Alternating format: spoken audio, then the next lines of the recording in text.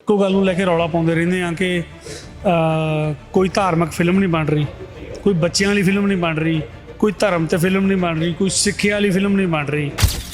ਫਿਰ ਜਦੋਂ ਸੰਗਤ ਵੱਲੋਂ ਪ੍ਰੈਸ਼ਰ ਹੁੰਦਾ ਤੇ ਉਹੀ ਅਦਾਰੇ ਮੁੜ ਕੇ ਬੈਨ ਲਾ ਦਿੰਦੇ ਨੇ। ਸੋ ਜਿਸ ਬੰਦੇ ਦਾ 20-21-22 ਕਰੋੜ ਰੁਪਈਆ ਬਰਬਾਦ ਹੋਇਆ ਨਾ, ਉਹਨੂੰ ਪੁੱਛ ਕੇ ਵੇਖੋ ਉਹਦਾ ਹਾਲ ਕੀ ਹੈ। 25-26 ਸਾਲ ਤੇ ਮੈਨੂੰ ਹੋ ਗਏ ਲੋਕਾਂ ਦੇ ਮਗਰ ਘੁੰਮਦੇ ਨੂੰ ਕਿ ਇਹੋ ਜਿਹੀਆਂ ਫਿਲਮਾਂ ਬਣਾਈਆਂ, ਇਹੋ ਜਿਹੀਆਂ ਬਣਾਈਆਂ। ਚਾਰ ਸਾਹਿਬਜ਼ਾਦੇ ਇੱਕ ਇਹੋ ਜਿਹੀ ਫਿਲਮ ਹੈ ਜਿਨ੍ਹਾਂ ਨੇ ਉਹਨਾਂ ਚਾਰ ਸਾਹਿਬਜ਼ਾਦਿਆਂ ਨੂੰ ਪੂਰੀ ਦੁਨੀਆ ਦੇ ਵਿੱਚ ਕਮਾਤਾ ਪਿਆ, ਜਿਨ੍ਹਾਂ ਨੂੰ ਪਤਾ ਹੀ ਨਹੀਂ ਸੀ। ਮੈਨੂੰ ਲੱਗਦਾ 80% ਪੰਜਾਬੀ ਇਹੋ ਜਿਹੇ ਨੇ ਜਿਨ੍ਹਾਂ ਨੂੰ ਪਤਾ ਹੀ ਨਹੀਂ ਚਾਰ ਸਾਹਿਬਜ਼ਾਦੇ ਹੈ ਕੌਣ ਸੀ। ਉਸ ਫਿਲਮ ਤੋਂ ਬਾਅਦ ਪਤਾ ਲੱਗਾ। ਫਿਲਮ ਜਦੋਂ ਬਣ ਰਹੀ ਸੀ ਉਦੋਂ ਹਰ ਇੱਕ ਨੇ ਐਪਰੀਸ਼ੀਏਟ ਕੀਤਾ। ਜਦੋਂ ਉਸ ਬੰਦੇ ਨੇ 20-22 ਕਰੋੜ ਰੁਪਈਆ ਲਾ ਕੇ ਅਨਾਊਂਸ ਕੀਤੀ ਤੇ ਫਿਲਮ ਬੰਦ ਕਰ ਦਿੱਤੀ। ਇਹ ਗੱਲ ਗੁਰੂ ਸਾਹਿਬਾਨ ਦੇ ਜਿਹੜਾ ਉਹਨਾਂ ਨੂੰ ਸਿਨੇਮੇ ਦੇ ਰਾਹੀਂ ਨਹੀਂ ਦਿਖਾਇਆ ਜਾ ਸਕਦਾ, ਉਹਨਾਂ ਦੀ ਜਿਹੜੀ ਘਾਟ ਹੈ ਉਹ ਨਹੀਂ ਦਿਖਾਈ ਜਾ ਸਕਦੀ। ਇਹ ਹੁਣ ਇਹ ਆਪਾਂ ਨੂੰ ਲਿਮਿਟੇਸ਼ਨਸ ਬਣਨੀਆਂ ਪੈਣੀਆਂ। ਸਾਡਾ ਇੰਨਾ ਇਤਿਹਾਸ ਹੈ, ਕੌਣ ਦਿਖਾਊਗਾ ਸਾਡਾ ਹਰੀ ਸਿੰਘ ਨਲੂਆ? ਕੌਣ ਸਾਡਾ 42 ਸਾਲਾਂ ਦਾ ਜਿਹੜਾ ਗੋਲਡਨ ਪੀਰੀਅਡ ਕੌਣ ਵਿਖਾਊਗਾ? ਸਿਨੇਮਾ ਹੀ ਵਿਖਾਊਗਾ ਨਾ।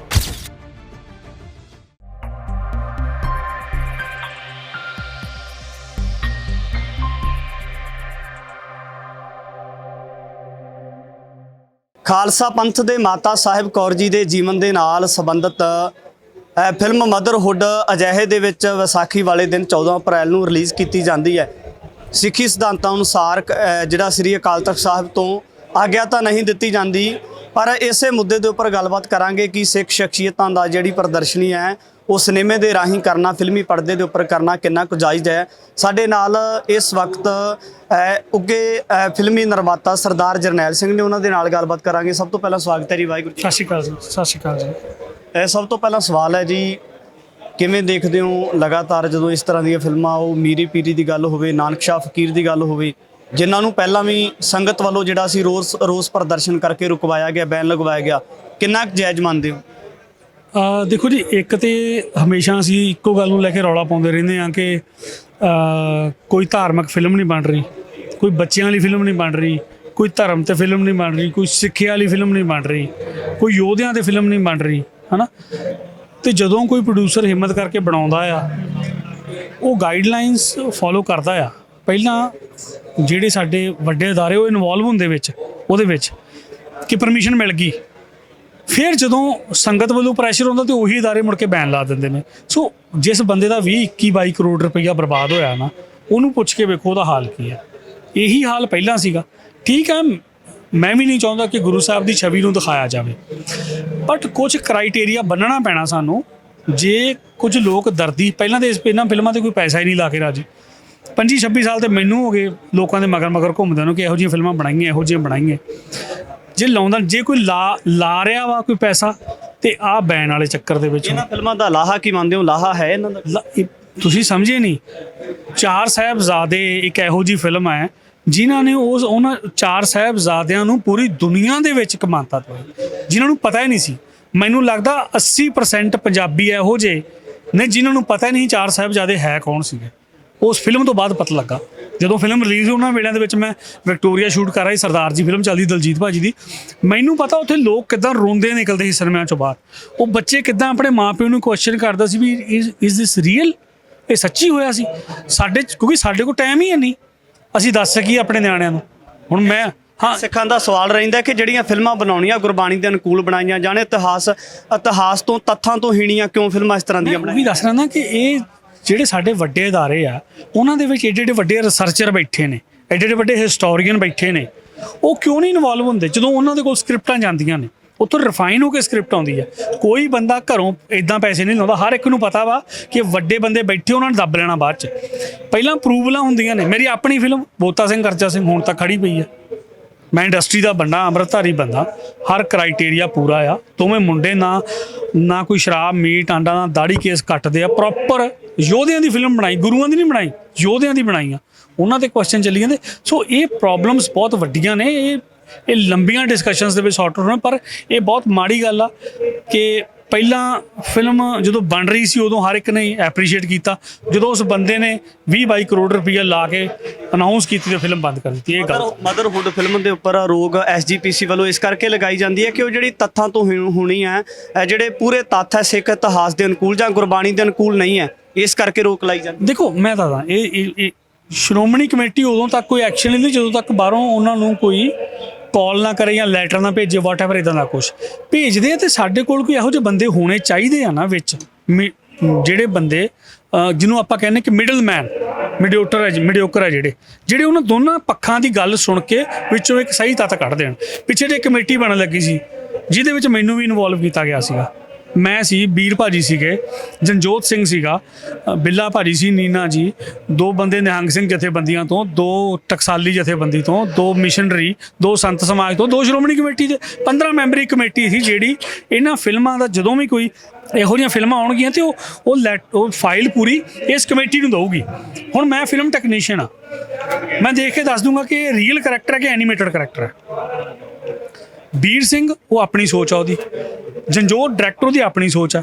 ਜਿਹੜੀਆਂ ਬਾਕੀ 5 ਜਥੇਬੰਦੀਆਂ ਨੇ ਉਹ ਆਪਣੇ ਲੈਵਲ ਤੇ ਹਿਸਟੋਰੀਕਲ ਸਰਚ। ਸਾਡੀ ਸਭ ਤੋਂ ਵੱਡੀ ਪ੍ਰੋਬਲਮ ਹੀ ਹੈ, ਟਕਸਾਲੀ ਕਹਿੰਦੇ ਨੇ ਜੀ ਚਮਕੌਰ ਦੀ ਗੜੀ ਚ ਵਿੱਚ 45 ਸੀ, ਮਿਸ਼ਨਰੀ ਕਹਿੰਦੇ ਜੀ 40 ਸੀ। ਇਹ ਹਜੇ ਤੱਕ ਆਹੀ ਚੀਜ਼ਾਂ ਕਲੀਅਰ ਨਹੀਂ ਹੋਈਆਂ। ਮੇਰੀ ਗੱਲ ਸਮਝੋ ਤੁਸੀਂ। ਸੋ ਇਹ ਬਹੁਤ ਵੱਡਾ ਮੁੱਦਾ ਆ। ਸੋ ਆਪਾਂ ਇਸ ਟਾਈਮ ਸਿਰਫ ਰੋਸ ਹੀ ਕਰ ਸਕਦੇ ਹਾਂ ਕਿ ਕੌਮ ਦਾ 22 ਕਰੋੜ ਰੁਪਈਆ ਬਰਬਾਦ ਹੋ ਗਿਆ।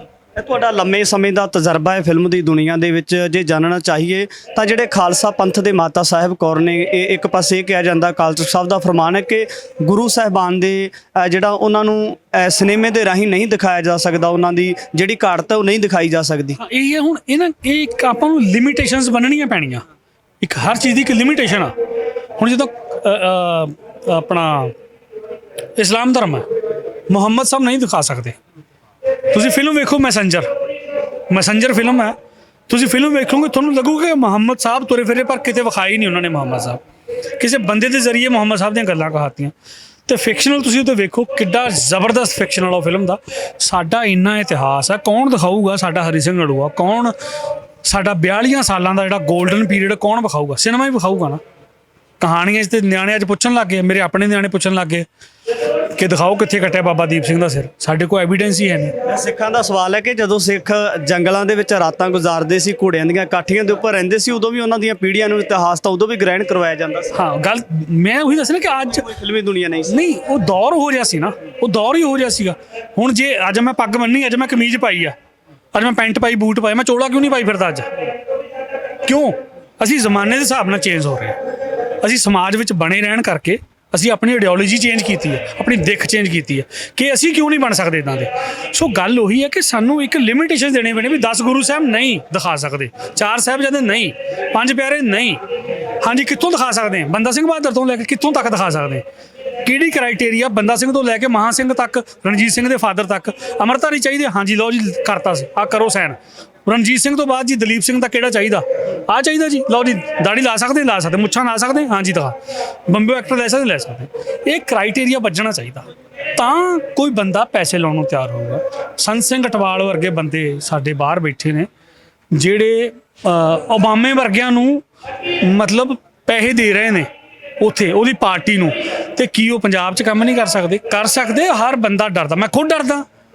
ਮੈਨੂੰ 26 ਸਾਲ ਹੋ ਗਏ ਸਿਨੇਮਾ, ਮੈਂ ਖੁਦ ਡਰਦਾ ਕਿ ਪਤਾ ਨਹੀਂ ਕਦੋਂ ਤਲਵਾਰ ਲਮਕਾ ਦੇਣੀ ਸਿਰ ਤੇ ਆ ਕੇ। ਜਿਹੜੀ ਤੁਸੀਂ ਬੋਤਾ ਸਿੰਘ ਗਰਜਾ ਸਿੰਘ ਦੀ ਫਿਲਮ ਦੀ ਗੱਲ ਕਰਦੇ ਹੋ ਕਿ ਰੋਕ ਲੱਗੀ ਹੋਈ, ਰੁਕੀ ਪਈ ਆ, ਅਧੂਰੀ ਪਈ ਆ, ਅਧੂਰੀ ਪਈ ਆ, ਕਿਹੜੀ ਚੀਜ਼ ਹੈ ਉਹਦੇ? ਦੇਖੋ, ਕਹਾਣੀ ਹੁੰਦੀ ਆ।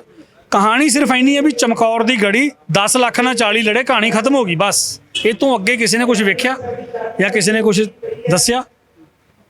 ਇਹ ਤੋਂ ਲੰਬੀ ਕਹਾਣੀ ਹੈਗੀ ਆ। 2 ਲਾਈਨਾਂ 'ਚ ਕਹਾਣੀ ਖਤਮ ਹੋ ਗਈ ਕਿ ਚਮਕੌਰ ਦੀ ਗੜੀ ਸੀ, 40 ਸਿੰਘ ਸੀ, 41ਵੇਂ ਗੁਰੂ ਸਾਹਿਬ ਸੀ, 10 ਲੱਖ ਦੀ ਫੌਜ ਸੀ। ਠੀਕ ਹੈ, 6 ਲਾਈਨਾਂ 'ਚ ਕਹਾਣੀ ਖਤਮ ਹੋ ਗਈ। ਹੁਣ ਇਹਨੂੰ ਜੇ ਸਟ੍ਰੈਚ ਕਰਕੇ 2.5 ਘੰਟੇ ਦੀ ਫਿਲਮ ਬਣਾਉਣੀ ਹੋਵੇ, ਕੀ ਕਰੋਗੇ ਤੁਸੀਂ? ਤੁਸੀਂ ਕਰੋਗੇ ਨਾ ਵੀ ਗੁਰੂ ਸਾਹਿਬ ਨੇ ਸੱਜੇ ਪਾਸੇ ਵੇਖਿਆ, ਗੁਰੂ ਸਾਹਿਬ ਨੇ ਤੀਰ ਕੱਢਿਆ, ਗੁਰੂ ਸਾਹਿਬ ਨੇ ਤੀਰ ਚੜਾਇਆ। ਕੀ ਗੁਰੂ ਸਾਹਿਬ ਨੇ ਤੀਰ ਚੜਾਇਆ ਉਸ ਵੇਲੇ? ਇਹ ਉਹ ਲੋਕ ਗਾਥਾਵਾਂ ਨੇ, ਇਹ ਉਹ ਗੱਲਾਂ ਨੇ ਜਿਹੜੀਆਂ ਸਾਡੀ ਕੌਮ ਦੇ ਵਿੱਚ ਵੀਰ ਰਸ ਭਰਦੀਆਂ। ਸਾਡੀ ਕੌਮ ਨੂੰ ਯੋਧਿਆਂ ਦਾ ਇਤਿਹਾਸ ਸੁਣਾ ਕੇ ਕੌਮ ਦਾ ਇੱਕ ਬੁਲੰਦ ਕਰੈਕਟਰ ਪੇਸ਼ ਕਰਨਗੇ। ਆਹ ਹੁੰਦੀ ਕਹਾਣੀ। ਹੁਣ ਬੋਤਾ ਸਿੰਘ ਗਰਜਾ ਸਿੰਘ ਦੀ ਕਹਾਣੀ ਕੀ ਹੈ?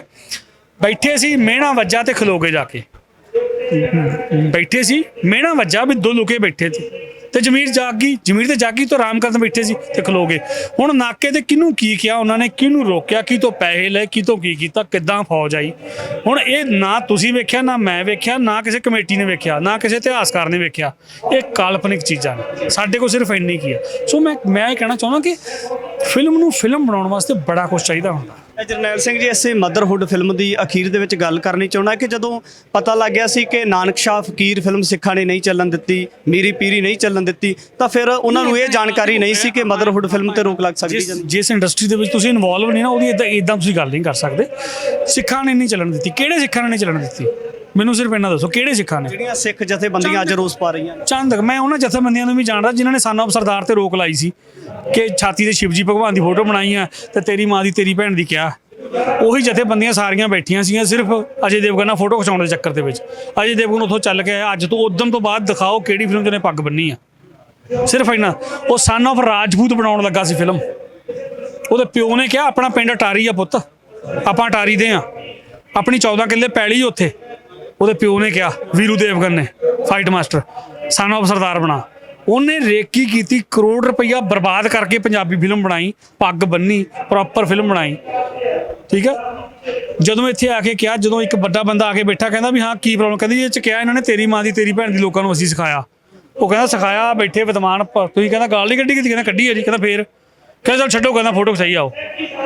ਮਤਲਬ ਤੁਸੀਂ ਇੱਕ ਬੰਦਾ ਜੇ ਤੁਹਾਨੂੰ ਕਿਸੇ ਲੈਵਲ ਤੇ ਰਿਪਰੈਜ਼ੈਂਟ ਕਰਨ ਡਿਆ, ਤੁਸੀਂ ਉਹਨੂੰ ਖਰਾਬ ਕਰਕੇ ਕੱਢ ਦੋਗੇ ਤੇ ਕਿੰਨੇ ਆਉਣਾ ਪੈਸੇ?